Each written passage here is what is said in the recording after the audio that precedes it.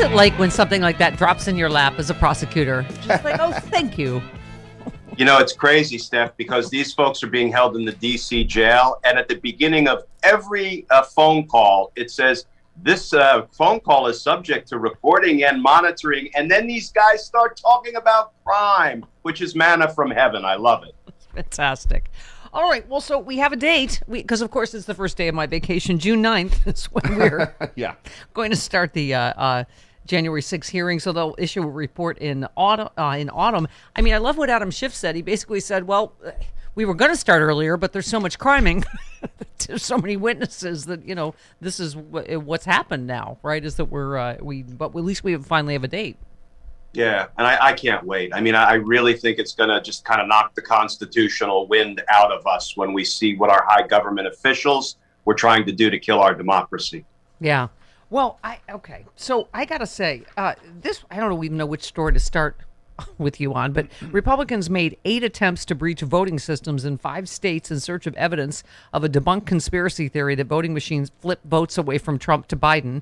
Trump allies targeted voting systems in Colorado, North Carolina, Michigan, Ohio, and Pennsylvania. At least 5 of the breaches are under investigation by federal or local law enforcement. 4 of the breaches forced officials to decertify or replace voting equipment due to security concerns. All attempts involved Republican officials or party activists who have pushed false claims about Trump's loss.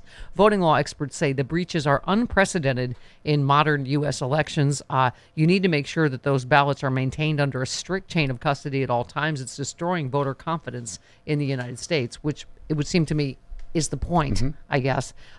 Mike Lindell is one of the funding numerous groups involved in this years-long effort to find evidence of bogus conspiracy fraud. He said recently, we've got to get rid of the machines. We need to melt them down and use them for prison bars and put everyone in prison that was involved with them. Okay, so this is highly illegal, right? I mean, this is just another, ripple of January 6th, right? But this is serious.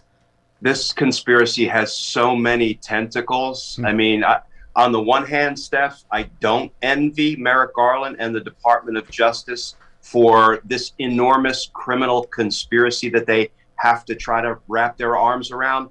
But on the other hand, I so envy them because I really would volunteer my time as a former prosecutor to assist them in making sure that we bring to justice everyone who was involved, from Mike Lindell to Donald Trump and everyone in between, everyone who was involved in really the effort to just steal our democracy from us. Right. So we have so many tweets, so little time of yours. You said more audio tapes show Republicans McCarthy, Gates, Scalise, and Mo Brooks feeding on each other in what can only be described as the continued implosion of the Republican Party. And there's obviously more on that this morning. So where are we with that? I mean, they've obviously said they're going to subpoena, as they should, these members of Congress, right? Yeah, they are. And I'm sure none of the members of Congress will show up. And then Congress will have, the same situation confronting them that they've had for years. What do we do about it? Do we exercise our inherent power of contempt to compel their testimony? Or do we let them win the subpoena battle?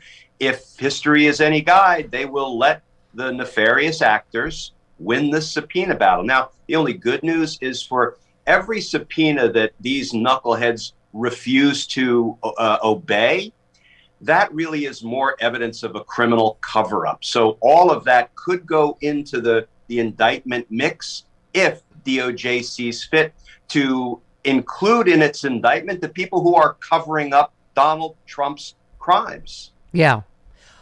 So Rudy Giuliani expected to appear next month in front of the J6 committee. He was subpoenaed in January, has been engaging with lawmakers through his lawyers about the scope of the subpoena. Again, he's going to try this executive privilege thing, which is absurd.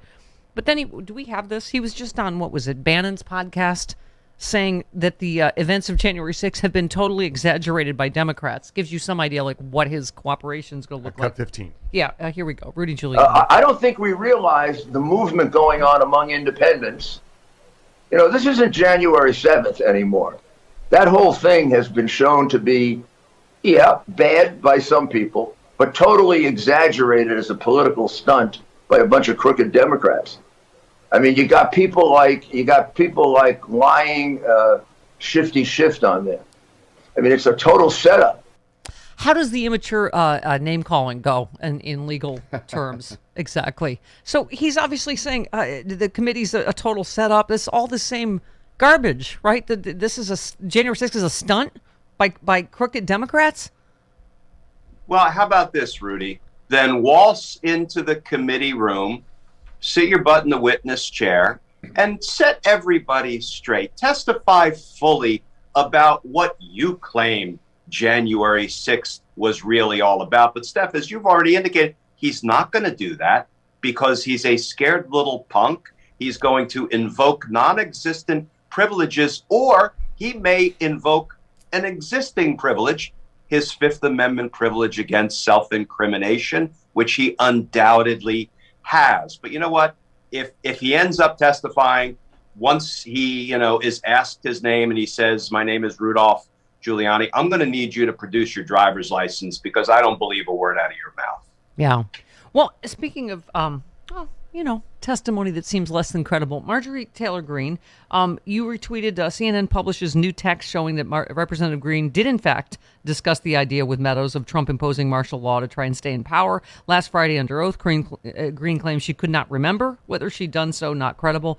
And you said perhaps filing a supplemental filing to complete the record, making it clear that she was less than forthcoming in her testimony at any chance of reopening the hearing for additional testimony. Tell us And what guess you mean by what? that. FreeSpeechForPeople.org, great organization. They're the ones bringing these disqualifications to others.